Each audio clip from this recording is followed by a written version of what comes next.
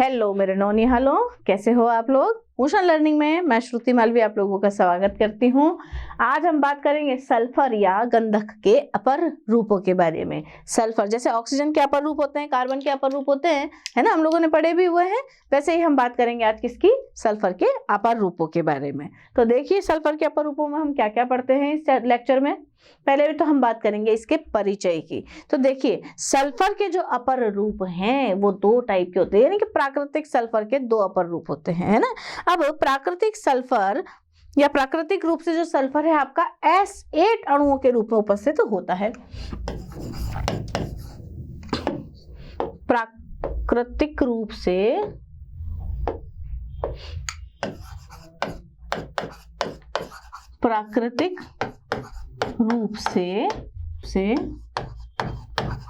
Sulphur S8 अणुओं के रूप में पाया जाता है, यानी कि S8 जैसे ऑक्सीजन 2 O2 के रूप में, ओजोन O3 के रूप में, है ना, नाइट्रोजन N2 के रूप में, हाइड्रोजन H2 के रूप में पाया जाता है। वैसे ही अपना जो सल्फर है बच्चों वो S8 अणुओं के रूप में पाया जाता है, जिसकी पूटित वलय जिसकी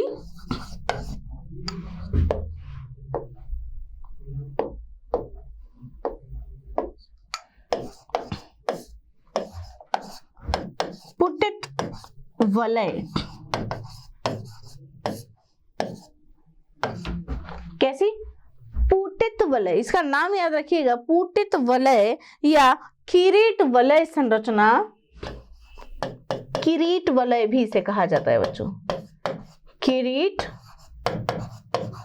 वलय, पुटित वलय या किरीट वलय संरचना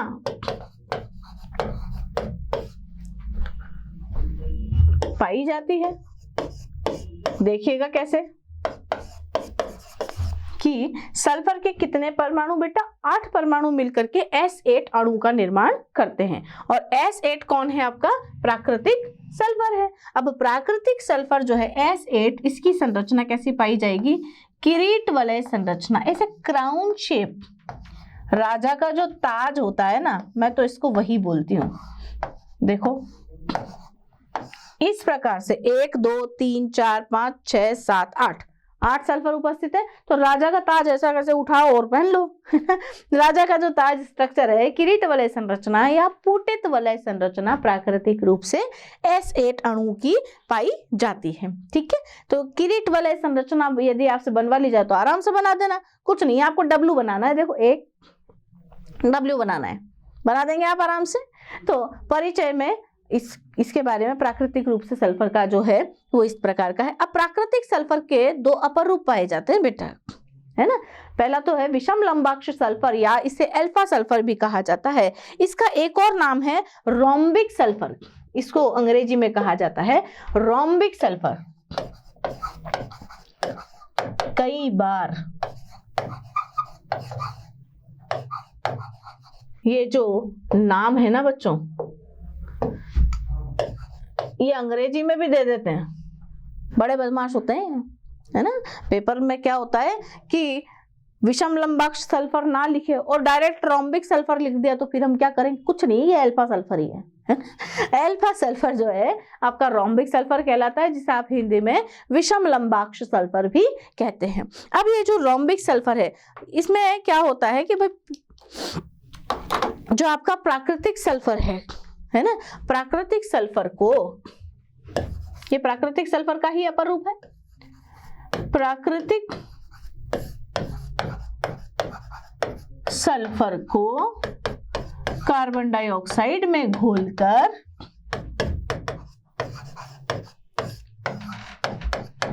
वाष्पित करने से प्राप्त होता है।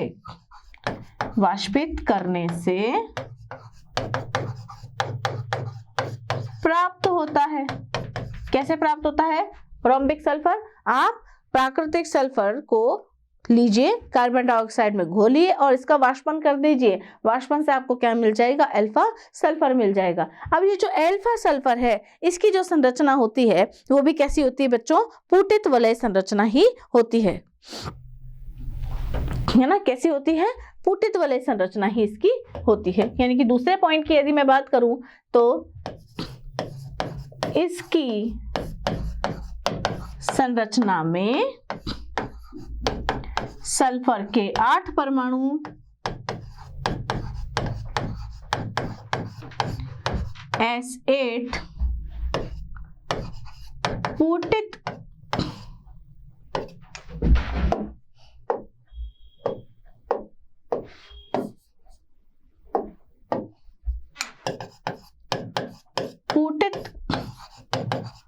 वलय संरचना के रूप में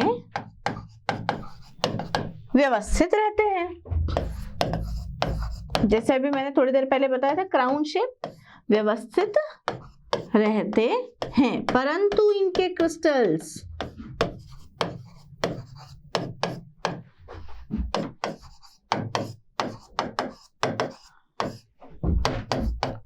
की आकृति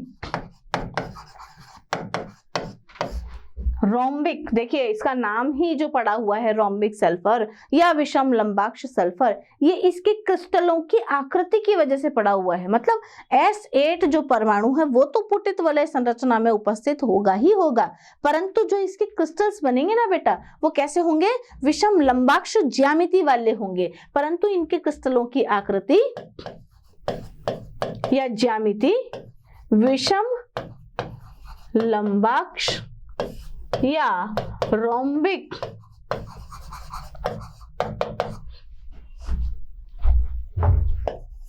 होती है। मतलब क्या हो रहा है कि प्राकृतिक सल्फर को आप कार्बन डाइऑक्साइड में घोलकर वाष्पित करो, तो वाष्पित करने से जो आपको मिलेगा वो कौन होगा? अल्फा सल्फर, जो कि प्राकृतिक सल्फर का ही एक अपर रूप है। ठीक है। अब प्राकृतिक सल्फर की जो ज्यामिति होती है, तो अभी अपन ने थोड़ी देर पहले पढ़ी है, वो कैसी होती है?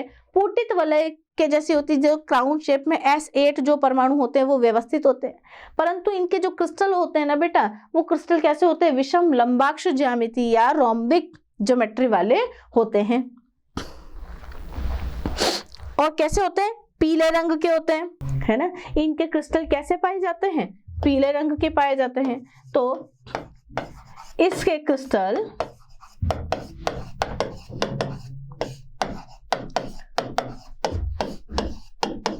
पीले रंग के होते हैं। अब पीले रंग के क्रिस्टल हैं, तो अब इनके स्थायित्व के बारे में बात करेंगे कि गलनांक क्वथनांक जो है इनका, वो भी कैसा होगा? अपेक्षाकृत कम पाया जाएगा। तो अल्फा सल्फर का गलनांक, अल्फा सल्फर का गलनांक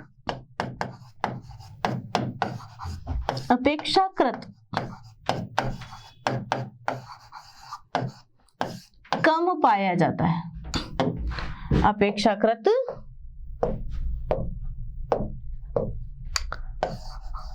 कम पाया जाता है। ठीक है। और ये 369 केल्विन के जो ताप है उससे कम पर स्थायी रहता है। यानी कि अल्फा सल्फर जो है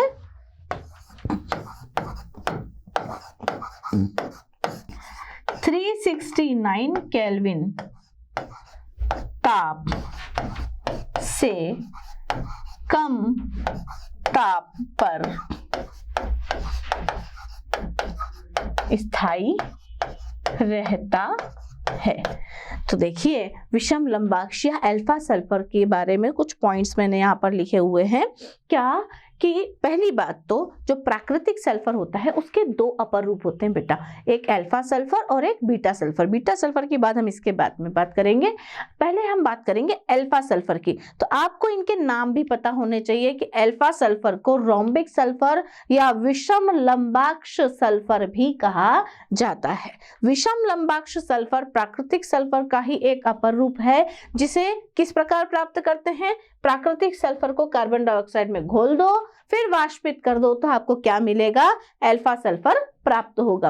अल्फा सल्फर में एस के जो 8 सल्फर के जो 8 परमाणु है वो उसी प्रकार की पुटित संरचना या किरीट संरचना में व्यवस्थित रहते हैं जिस प्रकार से आपका S8 प्राकृतिक सल्फर उपस्थित होता है। यानी कि अल्फा सल्फर की स्ट्रक्चर कैसी होती है, बिल्कुल वैसी जैसी प्राकृतिक सल्फर की होती है। अच्छी बात है, पर फिर पता कैसे लगे कि प्राकृतिक सल्फर है या आपका रोम्बिक सल्फर है ना? तो इसकी ज्यामिति देखो, इसके जो क्रिस्टल्स बने हैं उनकी जो ज्यामिति होती है बेटे वो कैसी होती है, विषम लंबाक्ष ज्यामिति होती है या रोम्बिक ज्यामिति होती है। रोम्बिक ज्योमेट्री इनकी पाई जाती है। आपने सॉलिड स्टेट जो फर्स्ट चैप्टर आपकी केमिस्ट्री का है उसमें इन ज्यामितियों के बारे में बहुत अच्छी तरीके से हम लोगों ने विचार किया है। तो विषम लंबाक्ष या जो रोम्बिक सल्फर है उसके इसके जो क्रिस्टल हैं उनकी आकृति के आधार पर ही इसका नाम क्या रखा है, विषम लंबाक्ष सल्फर या रोम्बिक सल्फर रखा गया। तो क्रिस्टलों की आकृति देख करके आप पता लगा सकते हैं कि प्राकृतिक सल्फर है या विषम लंबाक्ष है। अगर विषम लंबाक्ष क्रिस्टल दिख रहे हैं तो ये कैसा है, विषम लंबाक्ष ज्यामिति वाला रोम्बिक सल्फर है। ठीक है, अब इसके क्रिस्टल्स कैसे होते हैं बेटा, पीले पीले कलर के होते हैं, जैसे मैंने यहाँ लिखा हुआ है ना, बिल्कुल पीले पीले कलर के इसके क्रिस्टल्स होते हैं। गलनांक इनका कैसा होता है, अपेक्षाकृत कम पाया जाता है, यानी कि फटाफट से गल जाएंगे मतलब पिघल जाएंगे, है ना, यानी कि सॉलिड से लिक्विड में आ जाएंगे, है ना। गलनांक क्वथनांक में जो भी बच्चे कंफ्यूज रहते हैं वो इस तरीके से याद रखें। गलनांक यानी कि गल जाना। गलता कौन है, जो सॉलिड में होता है, सॉलिड को गला करके आप लिक्विड बनाते हो, देखो करते हैं ना। थोड़ा थोड़ा से रिलेट किया तो अल्फा सल्फर जो है वो 369 केल्विन से कम ताप पर ही स्थायी रहता है। तो एक शॉर्ट नोट यदि आपको अल्फा सल्फर पर लिखने को कहा जाए तो यहाँ पूरा का पूरा मैटर उपस्थित है। चाहे तो आप इसकी ज्यामिति भी बना दें, ये लीजिए, आकृति भी बना दो, ये लो जी, ऐसे बना दो।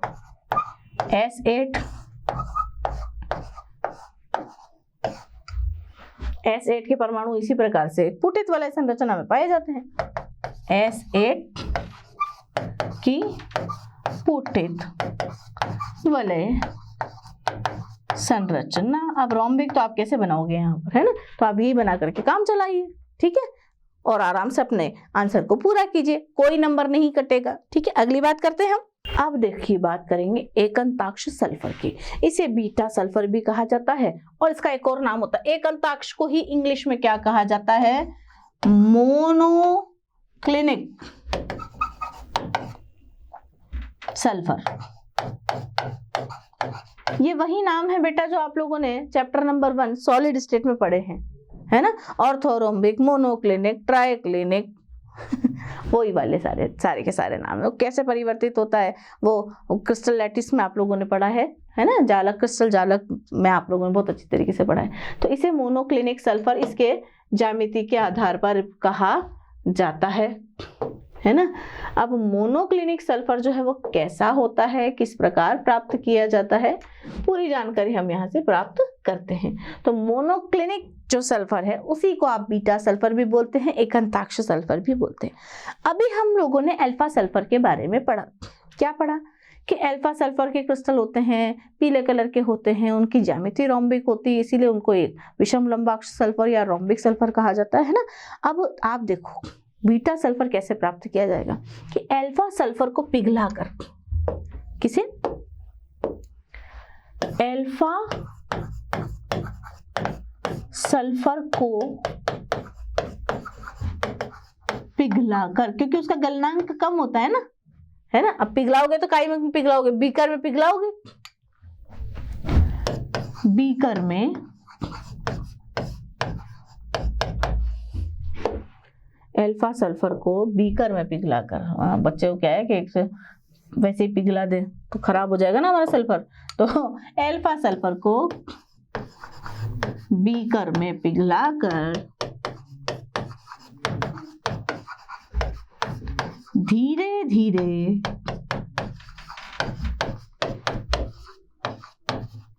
ठंडा होने दिया जाता है। अब धीरे धीरे यदि कोई चीज ठंडी होगी तो बताओ ऊपर परत जमेगी, है जी, है ना, पिघलाकर धीरे धीरे ठंडा किया जाता है या धीरे धीरे ठंडा होने दिया जाता है। तो कुछ समय पश्चात क्या होगा, इसकी सतह पर एक परत का निर्माण हो जाएगा, है ना। तो कुछ समय बाद, कुछ समय पश्चात इसकी सतह पर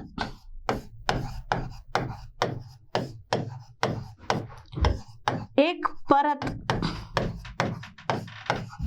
का निर्माण हो जाता है, जिसे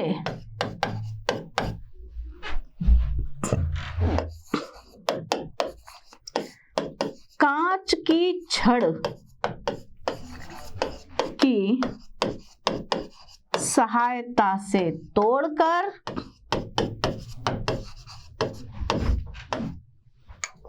जिसे कांच की सहायता से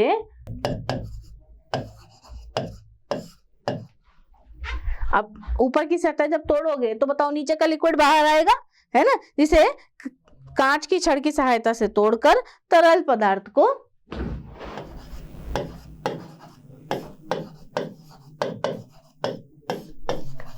बाहर निकाल लिया जाता है।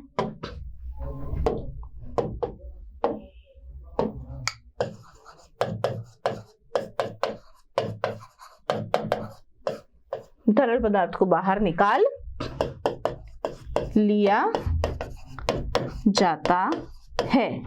अब क्या होता है, ये जो तरल, ये बिल्कुल वैसा ही है जैसे आप चाय पीते हो, चाय थोड़ी देर के लिए यदि रखी रह जाए तो ऊपर एक परत जम जाती है ना। हम क्या करते हैं, उस परत को हाथ की सहायता से या किसी भी चीज से फूंक मार करके कैसे भी हम उसको अलग कर देते हैं और नीचे का लिक्विड निकाल लेते हैं। बिल्कुल वैसा ही। अब ये क्या होता है, इसको कांच की छड़ से आपको तोड़ना पड़ेगा।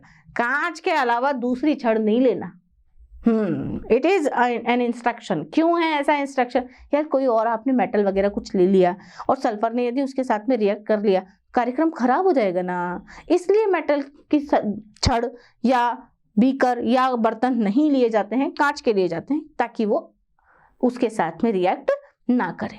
हाँ, वाइवा का क्वेश्चन है। देखो वाइवा की तैयारी भी हो रही है यहाँ से। प्रैक्टिकल आप तो करवा लेंगे, प्रैक्टिकल करवाने के बाद में जब वाइवा होगा तो आप उत्तर कैसे देंगे, ऐसे देंगे। ध्यान से सुने लेक्चर को पूरा। क्या बोला गया है कि अल्फा सल्फर को बीकर में पिघलाओ। अच्छी बात है, पिघला लिया, क्योंकि उसका गलनांक कम होता है, आराम से पिघल जाएगा। पिघल जाएगा तो उस बीकर को रख दो और धीरे धीरे ठंडा होने दो। फूंक फूंक नहीं मारनी है अपने को, है ना, फ्रिज वगैरह में नहीं रखना। धीरे धीरे जब वो ठंडा होगा तो क्या होगा, उसके ऊपर की सतह पर एक जैसे परत बन जाएगी, है ना। अब उस परत को क्या करोगे, आप तोड़ो, अच्छी तरीके से बन जाने देना पहले, है ना। यूं नहीं बनते ही आपने तोड़ दी, नीचे क्रिस्टल्स बनेंगे नहीं ना बेटा।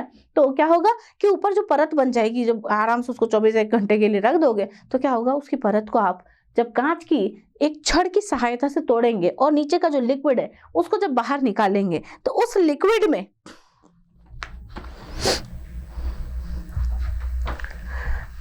तो जो लिक्विड है, जो तरल पदार्थ है,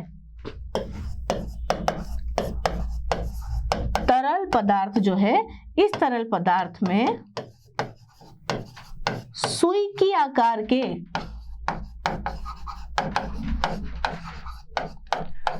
मोनोक्लिनिक सल्फर या बीटा सल्फर, सुई के आकार के बीटा सल्फर के क्रिस्टल्स उपस्थित होते हैं। बन गया हमारा बीटा सल्फर।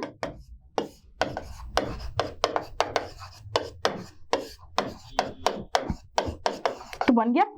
कैसे बना, आपने अल्फा सल्फर को पिघलाया, थोड़ी देर के लिए रख दिया। मतलब सारा काम किसका है, पेशेंस का है ना। सारा काम किसका है, धैर्य का है। शांति रखो, अल्फा से बीटा बनाओ। ठीक है, कैसे बनाओ, आराम से सल्फर के ऊपर जो परत आई है उसको तोड़ो, लिक्विड नीचे का निकाल लो, उस लिक्विड में सुई के आकार के जो बीटा सल्फर के क्रिस्टल्स हैं वो आपको प्राप्त हो जाएंगे। तो बताइए, अल्फा क्रिस्टल से बीटा क्रिस्टल बनाना आसान है या नहीं है? बिल्कुल आसान है, क्यों नहीं है। अब देखो यहाँ पर जो आपको अल्फा सल्फर से बीटा सल्फर मिला है ना, ये जो बीटा सल्फर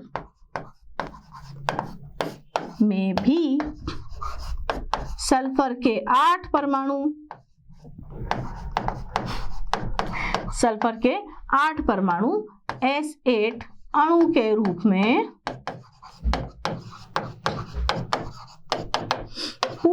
वलय संरचना बनाते हैं। वलय संरचना के रूप में उपस्थित होते हैं। संरचना के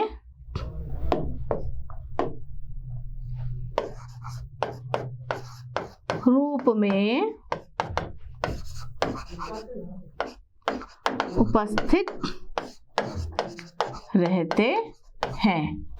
इसकी संरचना भी कैसी होती है? जैसे प्राकृतिक सल्फर की, यानी कि जैसी प्राकृतिक सल्फर की स्ट्रक्चर है, पूटित वलय, क्राउन शेप, वैसा का वैसा ही अल्फा सल्फर, वैसा का वैसा ही बीटा सल्फर। परंतु अल्फा सल्फर का जो ज्यामिति है, क्रिस्टल की जो ज्यामिति है, वो कैसी है? विषम लंबाक्ष है, जबकि अल्फा सल्फर की कैसी है? मोनोक्लिनिक या एकंताक्ष ज्यामिति पाई जाएगी। सुई की शेप के होंगे, बिल्कुल बारीक बारीक लंबे लंबे आप लोगों को नजर आएंगे। अगर हम बीटा सल्फर की बात करें तो आप देख करके भी पता लगा सकते हो कि बीटा सल्फर के जो क्रिस्टल्स होते हैं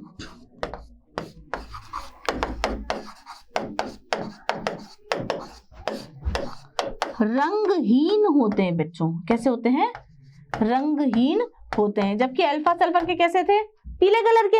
ये कैसे होंगे? रंगहीन होंगे। तो रंगहीन और पीला कलर देख करके आपको अल्फा और बीटा समझ में आ जाएगा। अब इसका जो गलनांक होता है वो कैसा होता है? अपेक्षाकृत उच्च होता है। कैसा होता है? अपेक्षाकृत उच्च होता है। बीटा सल्फर का गलनांक अपेक्षाकृत उच्च होता है। और अल्फा सल्फर का कैसा था? अपेक्षाकृत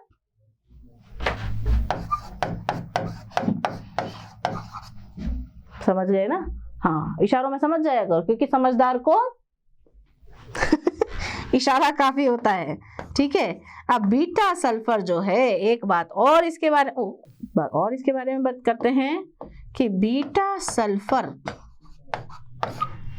369 केल्विन से, बताओ, कम या उच्च? अल्फा सल्फर कम पर स्थायित्व था, ये कब स्थायी होगा? उच्च ताप पर। कितने? 369 केल्विन से उच्च ताप पर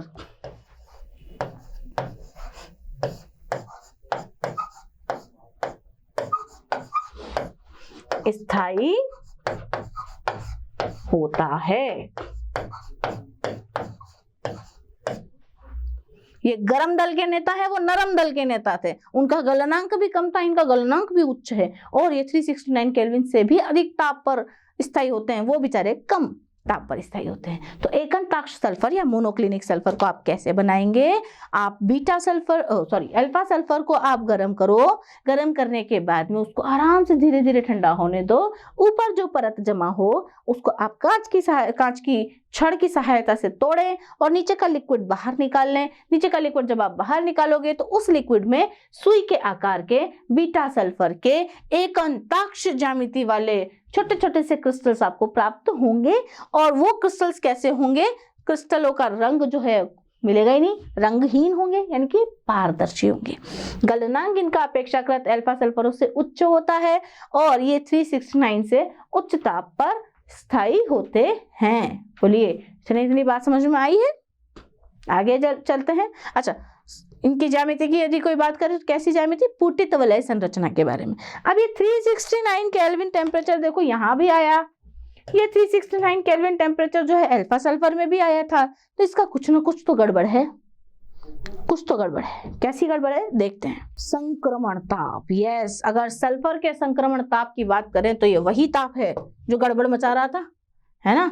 दोनों ही सल्फर को, अल्फा और बीटा को अलग करने का काम कौन कर रहा था? ये टेम्परेचर ही तो कर रहा था। सारा का सारा खेल किसका है? टेम्परेचर का है। तो सल्फर का संक्रमण ताप, प्राकृतिक सल्फर लिखती हूं मैं, प्राकृतिक सल्फर का संक्रमण ताप 369 केल्विन होता है। यदि आपसे कोई पूछे तो बता दीजिएगा। ठीक है, इतना ही होता है क्योंकि 369 केल्विन से कम ताप पर अल्फा सल्फर स्थायी होता है। अभी थोड़ी देर पहले हमने पढ़ा था ना, इससे कम ताप पर कौन स्थायी होता है?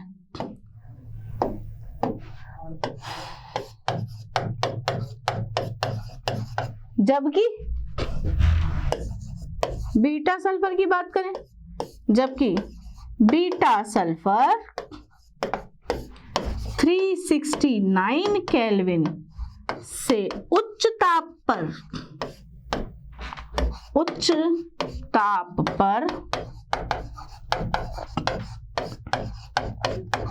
स्थायी होता है।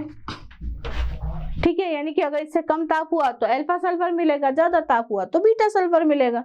परंतु अब आपके दिमाग में आता है मैडम यदि 365 ताप ही हुआ तो, अभी बताते। और ये तो दिख ही नहीं रहा।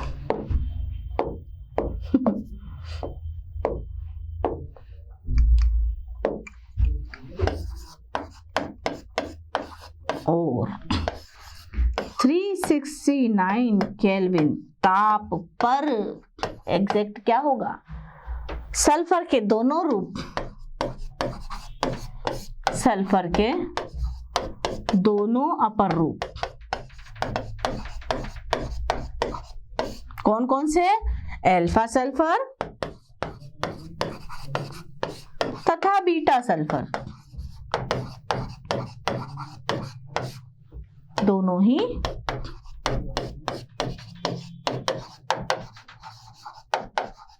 स्थायी रहते हैं, यानी कि मिक्सचर मिलेगा आपको अल्फा और बीटा का। बात समझ में आ गई क्या? प्राकृतिक सल्फर का संक्रमण ताप क्या है भैया? 369 केल्विन। ठीक है, अब 369 केल्विन से उच्च ताप हुआ तो बीटा सल्फर स्थायी, कम ताप हुआ तो अल्फा सल्फर स्थायी। परंतु यदि 369 ही हुआ तो दोनों ही स्थायी और दोनों का मिक्सचर आप लोगों को प्राप्त होगा। ठीक है, इसीलिए इसको क्या कहा जाता है? संक्रमण ताप कहा जाता है। ठीक है, सॉरी, दोनों ही रूप स्थायी नहीं रहते हैं। हाँ, स्थायी नहीं रहते हैं, दोनों ही नहीं मिलेंगे भैया, स्थायी नहीं रहते हैं। ये देखो ऐसा है कि यहां मैंने लिख दिया 369 केल्विन ताप। अगर इससे ऊपर की बात करेंगे तो कौन स्थायी रहेगा? बीटा सल्फर स्थायी।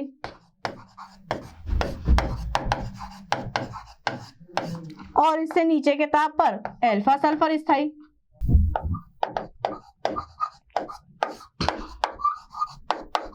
कैसा है?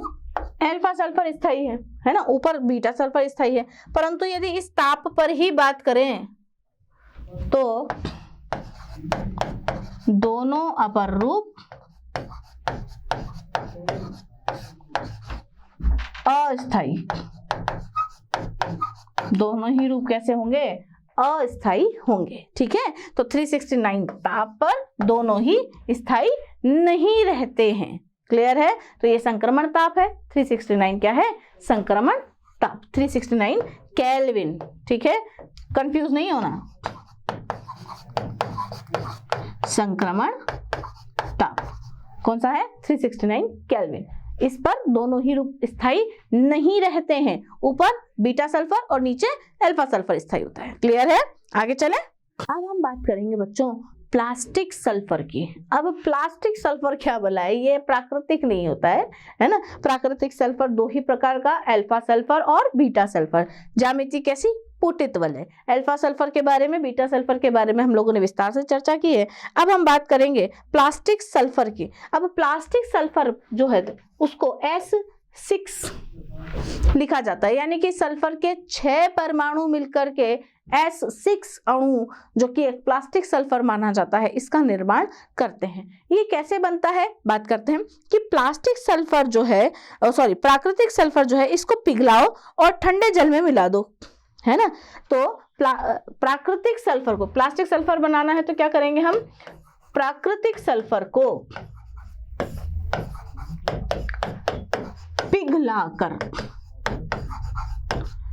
प्राकृतिक सल्फर को पिघलाकर ठंडा जल मिलाने पर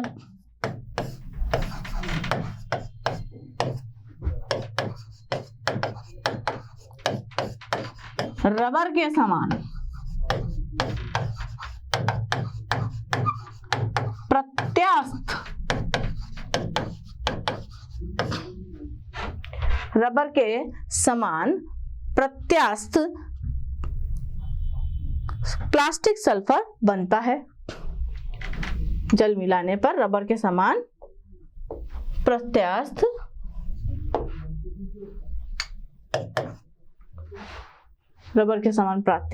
प्लास्टिक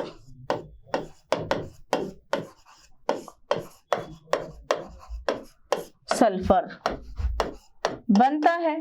अब इस प्लास्टिक सल्फर में क्या होता है? इस प्लास्टिक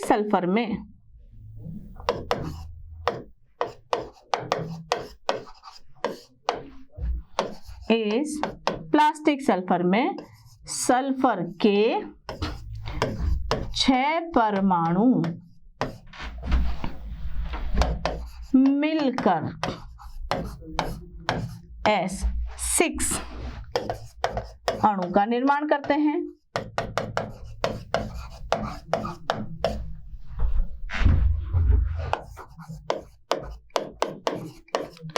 जो कुर्सी आकृति, कैसी आकृति बेटा? कुर्सी आकृति के रूप में व्यवस्थित रहते हैं। मतलब क्या हो रहा है कि प्राकृतिक सल्फर में तो कितने परमाणु थे बेटा? सल्फर के 8 परमाणु थे। यहाँ प्लास्टिक सल्फर में कितने परमाणु हैं बच्चों? 6 परमाणु। 6 परमाणु मिलकर के S6 अणु का निर्माण कर रहे हैं। और वो जो ज्यामितीय आकृति में व्यवस्थित है, वो आकृति कैसी होती है? कुर्सी जैसी आकृति होती है। अब कुर्सी जैसी आकृति कैसी है देखिए, एक सल्फर ऐसा, दूसरा सल्फर इधर, तीसरा इधर और चौथा इधर, 5वां सल्फर इधर, 6ठा सल्फर इधर और ये इधर, है ना। ये कुर्सी कुछ वैसी वाली है जो आराम कुर्सी जो स्विमिंग पूल की साइड में जो पड़ी रहती है ना, ऐसे मस्त आराम से सन बात लेते रहे, वह वाली कुर्सी है। आपकी जो घर में पाई जाती वैसी वाली कुर्सी नहीं, थोड़ी सी स्टैंडर्ड चीज है भाई, स्टैंडर्ड कुर्सी है ये, है ना। तो कुर्सी आकृति के रूप में ये व्यवस्थित होती है। अब ये प्लास्टिक सल्फर कैसा होता है? नरम और प्रत्यास्थ होता है और ठंडा होने पर धीरे धीरे विषम लंबाक्ष हो जाता है। यानी कि प्लास्टिक सल्फर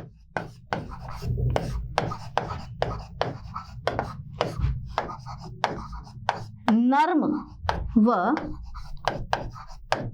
प्रत्यास्थ होता है, जो ठंडा होने पर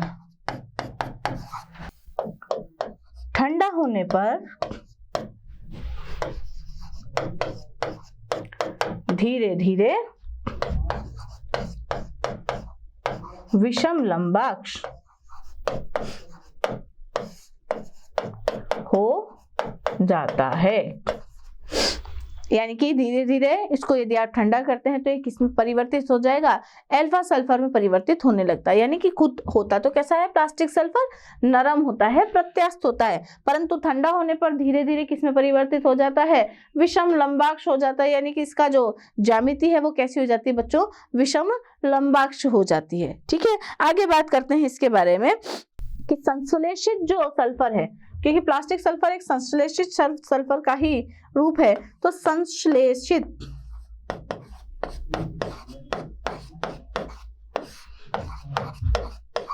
सल्फर में S6 से S20 तक परमाणु होते हैं। प्राकृतिक में तो कैसे होते बच्चे? सिर्फ 8 ही होते हैं, जबकि संश्लेषित जो होता है उसमें 6 से लेकर के 20 तक के परमाणु पाए जाते हैं। अगर S8 है तो फिर वो प्राकृतिक होगा। ठीक है, तो प्राकृतिक सल्फर अलग है और संश्लेषित सल्फर अलग है। अब देखिए, जो आपका प्राकृतिक सल्फर है, आपने सल्फर की गैस का नाम भी सुना होगा ना, S2 गैस, है ना। तो प्राकृतिक जो सल्फर है, प्राकृतिक सल्फर को 1000 केल्विन ताप पर यदि गर्म करेंगे, गर्म करने पर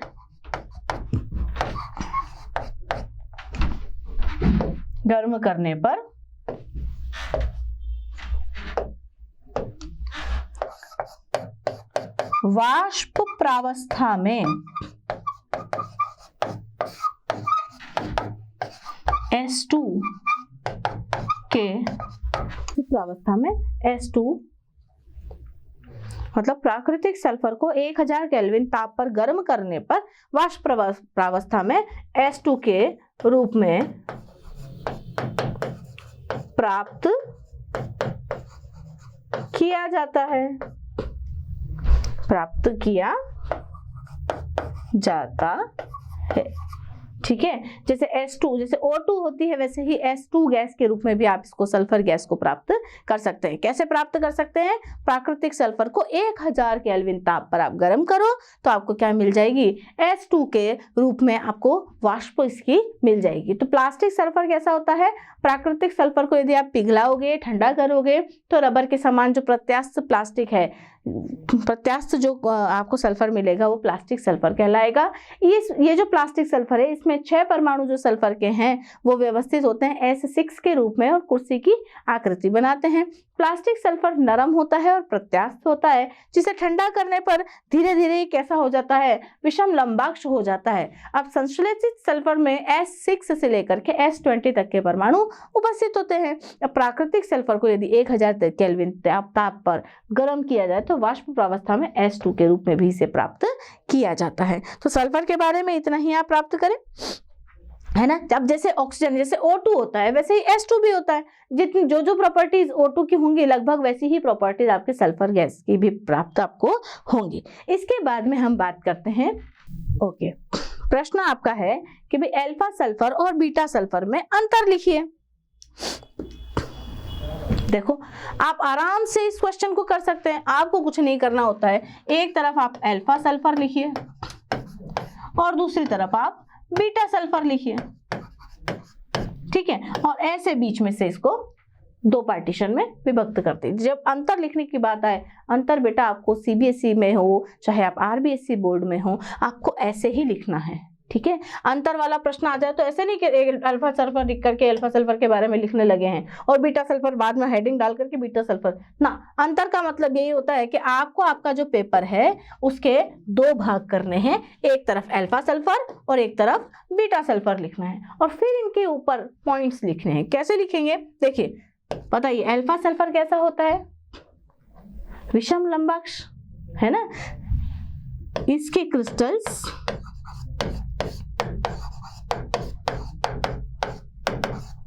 विषम लंबाक्ष ज्यामिति के पाए जाते हैं। विषम लंबाक्ष ज्यामिति वाले होते हैं।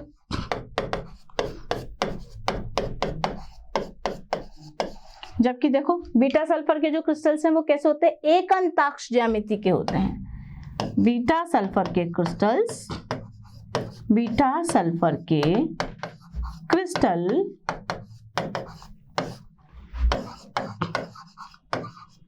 एकंताक्ष या मोनोक्लिनिक भी इसको बोल देते हैं, एकंताक्ष या मोनोक्लिनिक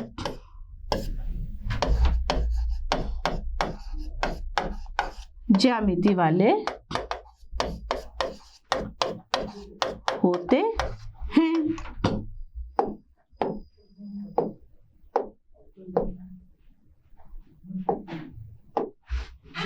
इनकी ज्यामिति एकंताक्ष, नाम भी इनका एकंताक्ष है या मोनोक्लिनिक है, और इनकी जो ज्यामिति होती है वो कैसे होती है? विषम लंबाक्ष या रोम्बोहेड्रल।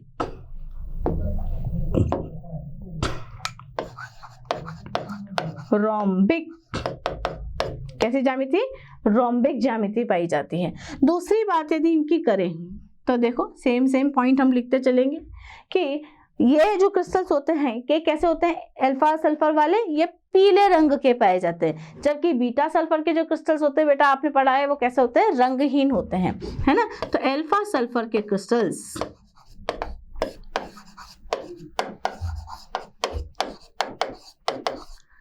पीले रंग के पाए जाते हैं, पीले रंग के होते हैं, जबकि बीटा सल्फर जो है, बीटा सल्फर के क्रिस्टल रंगहीन होते हैं। बोलिए अंतर है ना ये भी। ये अंतर लिखने से क्या होगा बच्चों, आप लोगों को इन दोनों की तुलनात्मक स्टडी करने को मिल जाएगी और ये चीजें ज्यादा अच्छी तरीके से आपको याद रहेंगी। तीसरा पॉइंट यदि मैं इसका लिखूं तो क्या लिखूंगी, संक्रमण ताप वाला ही लिखूंगी कि अल्फा सल्फर का गलनांक, पहले इसके गलनांक की बात कर लेते हैं। अल्फा सल्फर का गलनांक अपेक्षाकृत कम पाया जाता है,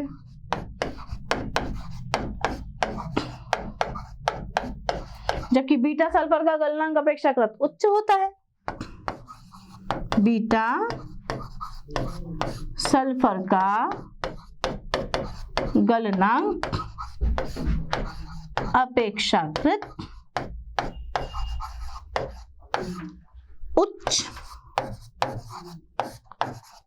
होता है। देखो हमने पढ़ा था, अभी पूरी डिटेल स्टडी हमने की है। उसके बाद में चौथा प्रश्न जो था है, अल्फा सल्फर 369 केल्विन से कम ताप पर स्थायी होता है,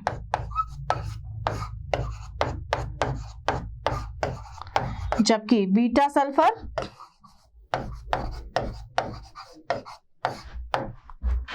369 केल्विन से उच्च ताप पर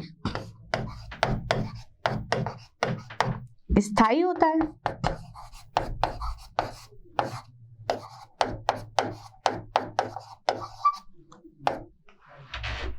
बोलिए ये चारों पॉइंट आराम से आपको इसका अंतर समझाने में और इनके बारे में तुलनात्मक जो अध्ययन है उसमें हेल्प कर रहे हैं। देखिए चारों पॉइंट्स को, ये विषम लंबाक्ष ज्यामिति, इसकी मोनोक्लिनिक या एक अंताक्ष ज्यामिति, इसके क्रिस्टल पीले कलर के, इसके क्रिस्टल रंगहीन, इसका गलनांक अपेक्षाकृत कम जबकि इसका गलनांक अपेक्षाकृत उच्च होता है। और ये अल्फा सल्फर जो है वो 369 से कम ताप पर स्थायी होता है, जबकि बीटा सल्फर कम ताप पे नहीं उच्च ताप पर स्थायी होता है। तो बोलिए इस प्रश्न का उत्तर मिलने के साथ साथ इसकी तुलनात्मक अध्ययन के बारे में भी हम लोगों को जानकारी मिली है।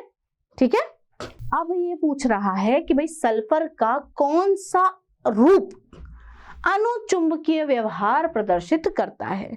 अनुचुंबकीय का मतलब होता है देखिए सल्फर का कौन सा रूप अनुचुंबकीय व्यवहार प्रदर्शित करता है।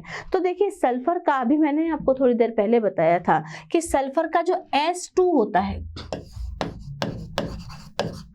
सल्फर का S2 रूप अनुचुंबकीय व्यवहार प्रदर्शित करता है। कारण क्या है इसका, देखिए आपको पहले तो ये बता दूं कि भाई सल्फर का जो S2 रूप है वो किस प्रकार प्राप्त होता है। प्राकृतिक सल्फर को 1000 केल्विन ताप पर गर्म करने पर आपको जो उसकी वाष्प है उसमें S2 रूप में आपको सल्फर प्राप्त होगा। और ये कैसा होगा बेटा, अनुचुंबकीय होगा। क्यों अनुचुंबकीय होगा, सुनिए, क्योंकि S2 के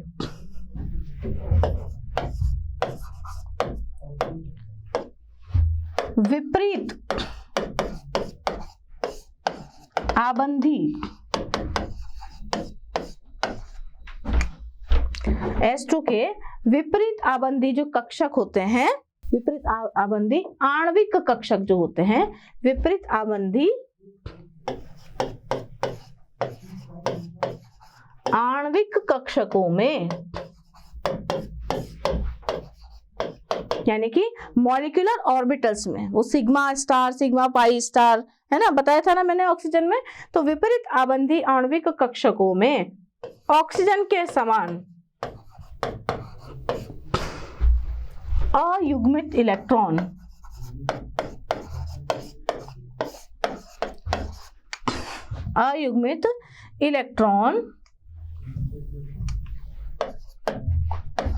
उपस्थित होते हैं। अब अयुग्मित इलेक्ट्रॉन उपस्थित है तो इसका मतलब क्या है, चुंबकीय क्षेत्र में रखने पर ये अयुग्मित इलेक्ट्रॉन जो है वो आकर्षण उत्पन्न करेंगे और चुंबकीय क्षेत्र के प्रति आकर्षित होंगे, इसीलिए ये कैसे होंगे, अनुचुंबकीय प्रकृति के होंगे। तो अयुग्मित इलेक्ट्रॉन उपस्थित होते हैं जो बाह्य चुंबकीय क्षेत्र में, बाह्य चुंबकीय क्षेत्र में रखे जाने पर आकर्षण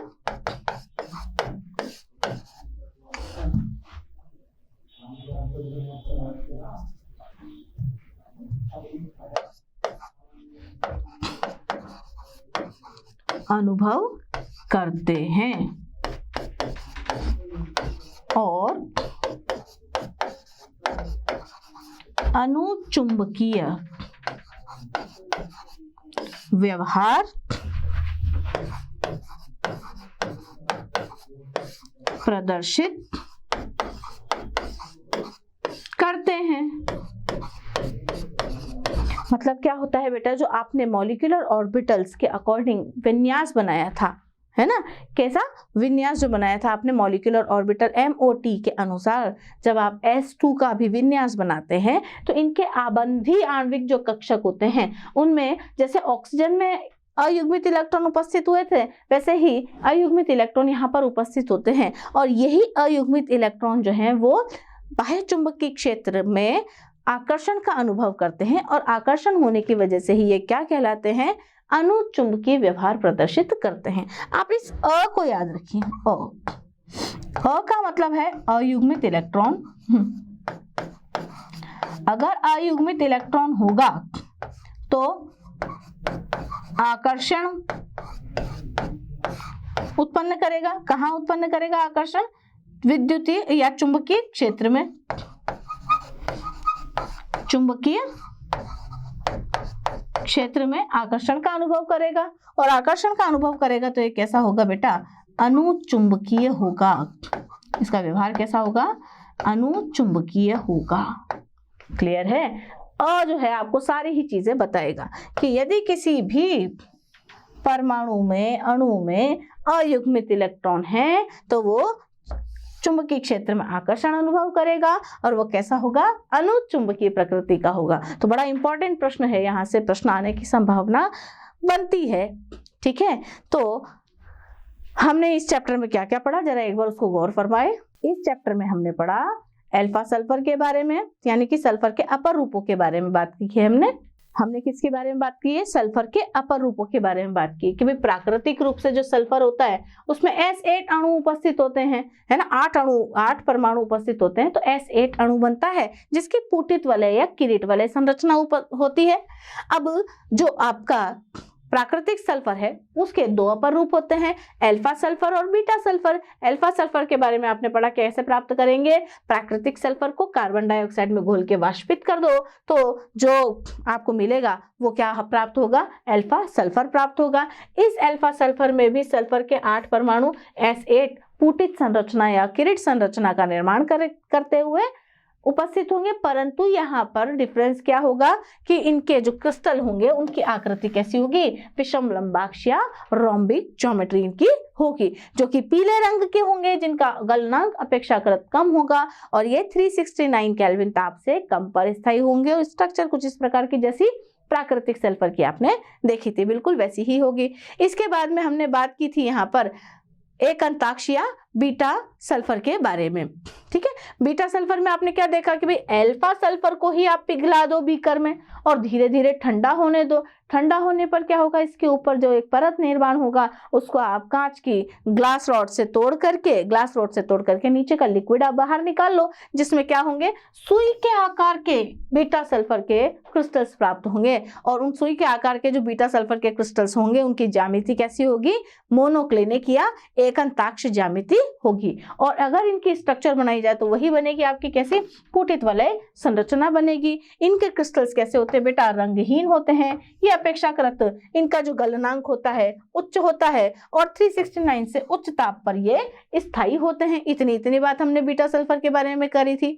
उसके बाद में हमने बात की थी कि भाई संक्रमण ताप क्या होता है। संक्रमण ताप 369 केल्विन होता है ना। और इसके बारे में हमने क्या बात की थी कि 369 केल्विन ताप से अधिक ताप होने पर बीटा सल्फर स्थायी है, उससे कम ताप होने पर अल्फा सल्फर स्थायी है। और अगर यही ताप लिया जाए तो दोनों ही अपर रूप जो है वो स्थायी नहीं है। इसके बाद हमने बात की थी अपने प्लास्टिक सल्फर के बारे में। प्लास्टिक सल्फर में सल्फर के 6 परमाणु आपस में मिलकर के S8 अणु का निर्माण करते हैं। S8 अणु का निर्माण करते हैं। प्राकृतिक सल्फर को आप पिघला दो, पिघला करके उसमें ठंडा पानी डाल दो तो कैसा, रबर जैसा, प्लास्टिक जैसा एक सल्फर आप लोगों को मिलेगा। अब ये जो प्लास्टिक सल्फर होता है इसमें 6 परमाणु मिलकर S6 अणु का निर्माण करते हैं, जिसकी आकृति कैसी होती है, ऐसी कुर्सी शेप की आकृति यहाँ पर होती है ना। कुर्सी शेप की आकृति मतलब बिल्कुल ऐसे कुर्सी जैसा ही ऐसा आपको दिखेगा। इसको देखिए दोबारा से मैं एक बार बना देती हूँ। इस सल्फर की आकृति को आप अच्छे से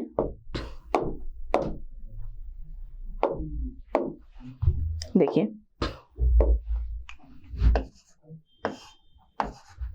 ये देखिए, थोड़ा सा इसको नीचे बनाइएगा